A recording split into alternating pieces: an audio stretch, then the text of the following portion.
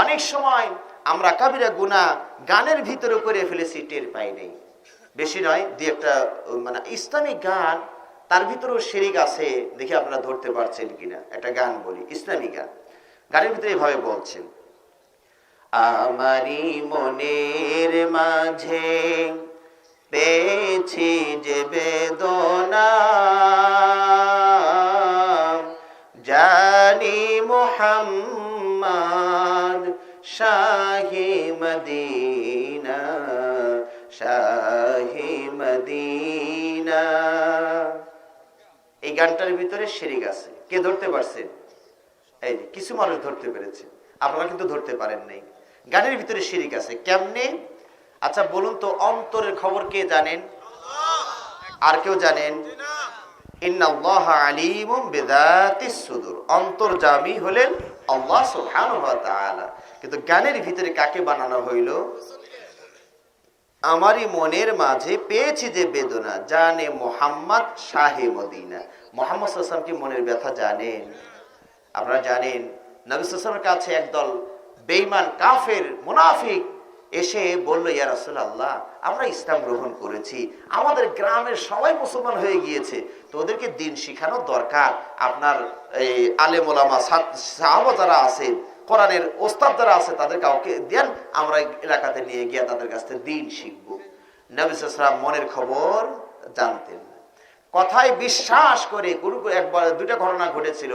এক জায়গায় 10 জন সাহাবা ছিল, আর জায়গায় 70 জন। 70 জন সাহাবাকে বিশ্বাস করে তাদের উপরে হাতে ছেড়ে দিলেন যে যাও, এদেরকে নিয়ে যাও, এরা তোমাদেরকে দিন শিক্ষা দিবে। এলাকায় নিয়ে গিয়ে 7 পড়া সাহাবাকে নির্মমভাবে হত্যা করেছিলেন তারা। মনের খবর যদি জানতেন, মানে 3 জন বেঁচে ছিলেন, পরে ওই 3 জনকেও তারা নানানভাবে হত্যা করেছে। তাহলে এই যে দেখুন, নবী সাল্লাল্লাহু আলাইহি ওয়াসাল্লাম মনের কথা যদি জানতেন, তাহলে এদেরকে শায়েস্তা করতেন না? ওই মেয়েরা মুখে কি বলার ভিতরে কি, ঠিক না বেঠিক? সুতরাং মনের কথা কে জানেন? এই গানটাকে আমরা যদি আবার তাওহীদের সুরে বলি তাও সম্ভব। দেখুন, আমারি মনের মাঝে পেয়েছি যে বেদনা, জানি আল্লাহ মাবুদ, আর তো কেহ জানে না, আর তো কেহ জানে না। সুরের কোনো পতন হয়েছে? আগে সুর, এইটাও সুর, কিন্তু এটা শিরিক, এটা তাওহীদ। বুঝলেন না? বুঝলেন না? আবার আর একটা গানের ভিতরে এভাবে বলছে, নবী মোর পরশমণি, নবী মোর সোনার খনি, নবী নাম যে জন জপে সেই তো দো জাহানের ধনী। এটা বলছে না? গানের মধ্যে শিরিক আছে। কে ধরতে পারছে? নবী নাম যে জন জপে, জপা মানে কি? জিকির করা। জপা মানে জিকির করা। নবী নাম যেজন জিকির করে সেই তো দো জাহানের ধনী। শিরিক শিখাইছে। অথচ আপনারা কোরআন পড়েন, কাকে জিকির করতে হয়? কার? আল্লাহ। ইয়া আইয়ুহাল্লাযীনা আমানু যিকুরুল্লাহা যিকরান কাসীরা। ও ঈমানদারেরা, আল্লাহর জিকির বেশি বেশি করে করো। আর গানে শিখাচ্ছে মুহাম্মদ সাল্লাল্লাহু আলাইহি ওয়াসাল্লামের জিকির বেশি বেশি করো। এইভাবে শিরিক গানের মধ্যে দিয়া সুরে তালে আমাদেরকে শিরিক করাচ্ছে। কথা বুঝলেন না? বুঝলেন না? এগুলো থেকে আমাদের দূরে থাকতে হবে। আল্লাহ রাব্বুল আলামিন আমাদেরকে তৌফিক দান করুন বলে আমিন। এই যে অষ্টধাতুর আংটি আমরা ব্যবহার করি, তাই না? অষ্টধাতুর আংটি, এবং কি সুন্দর সুন্দর ডায়লগ মারে। মানুষ মানুষের সাথে বেঈমানি করতে পারে, ধাতু মানুষের সাথে বেঈমানি করে না। কথা বুঝলেন? এরকম কি সুন্দর ডায়লগ মারে। বিফলে মূল্য ফেরত, বিফলে মূল্য ফেরত। এখন আপনি ওই ফেরার যে কি বলে, পাটুরিয়া ফেরিঘাটের উপরে বেচতেছে, 10 টাকা দিয়ে একটা আংটি কিনে নিয়ে যাবেন, চলে আসছেন নারায়ণগঞ্জে, বিফলে মূল্য ফেরত। 10 টাকা দিয়ে কিনে নিয়ে আসছেন, কাজ না হলে আবার 2000 টাকা খরচ করে ওটা ফেরত দিয়ে 10 টাকা ফেরত আনতে যায় কেউ? কোনো বোকা আছে পৃথিবীতে? সেদিন বাগেরহাট থেকে ওই দিক থেকে ওই প্রোগ্রাম করে আসছি, রাত 2টো তখন প্রায় বাজে। তো দেখি অষ্টধাতুর আংটিওয়ালা ওইরকম মাইক সেট করে রাখছে, হ্যাঁ, ওই কথাগুলো বলছে, একটা নিয়ে ব্যবহার করে দেখুন, হ্যাঁ, ভাগ্যের দরজা সব খুলে যাবে।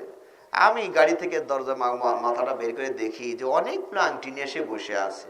হ্যাঁ, তো মনে মনে ভাবলাম যে মানুষ একটা আংটি নিয়ে গেলে মানুষের ভাগ্যের দরজা খুলে যাবে, ওর কাছে প্রায় 200টা আংটি ওর ভাগ্যের দরজা আজও খোলে নাই। কথা ঠিক কিনা?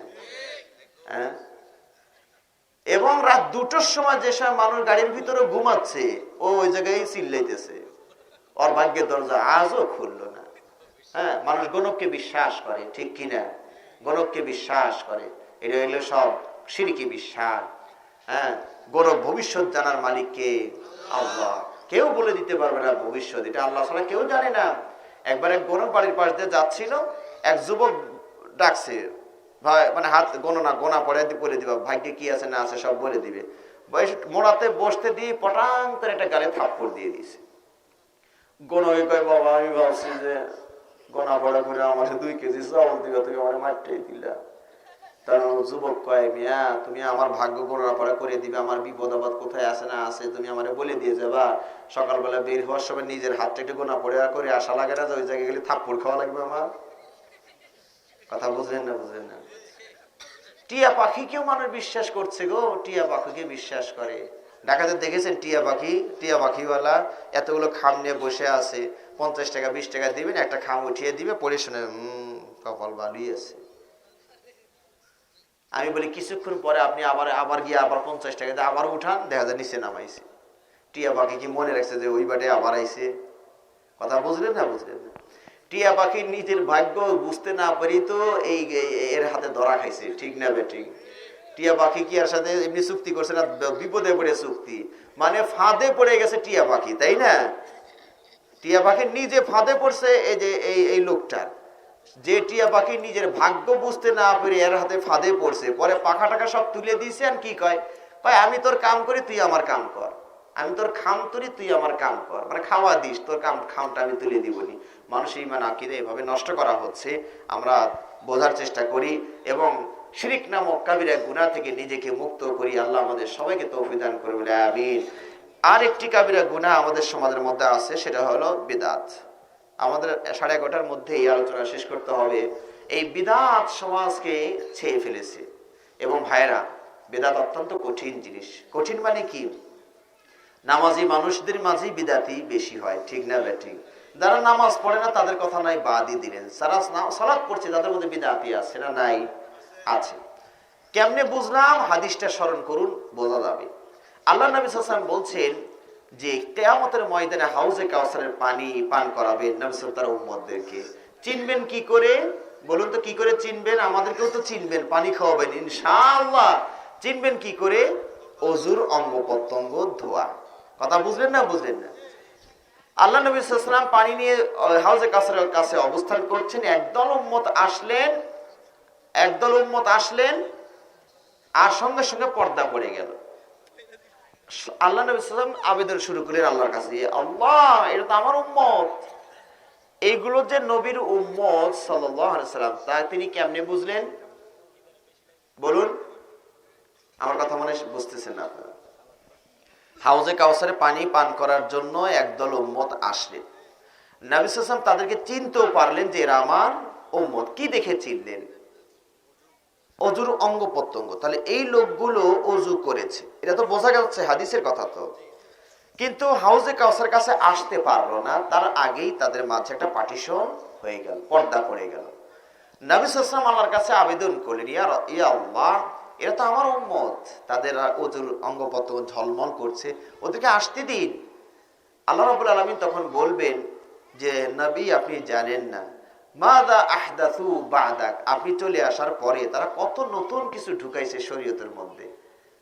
টেপা মাছ, টেপা মাছ, এই যে একটা মাছ আছে না, যে এরকম নিয়ে নাড়াইলে আর মুখে আওয়াজ দিলে এরকম পেট ফুলায়, পটকা মাছ। তা আমরা কিছু আলেম ওলামা শরীয়তটাকে পটকা মাছ বানাইছি। শরীয়ত ছিল এতটুকু, ফুলায় পটকা মাছের মতো এত বড় বানাইছি। কথা বুঝলেন তো? যখন আল্লাহ নবী সাল্লাল্লাহু বললেন যে আপনি আসার পরে কত কিছুর গায়্যারু ওয়া বাদদালু, তখন নবী সাল্লাল্লাহু আলাইহি ওয়াসাল্লাম নিজেই বলবেন সুহকান লিমান বাদদালা বা'দি আও গায়্যারা বা'দি, দূর হও যারা আমার রেখে আসা শরীয়তের মধ্যে কম বাড়াইছো, তারা দূর হও। দেখেছেন? তাহলে নামাজি মানুষই বিদআতি আছে, কথা ঠিক কিনা? অন্যরাও আছে, কিন্তু এই হাদিসের মধ্যে বোঝা যাচ্ছে নামাজিরাও বিদআত করে। কিন্তু বিদআতটা এমনই একটা মজাদার জিনিস, আপনি কিন্তু এটা যে পাপ হচ্ছে আপনি টের পাবেন না। কথা বুঝলেন কি না? বেদাত মানুষ সওয়াব মনে করে করে। বেদাতটা কি মনে করে করে? সওয়াব মনে করে করে।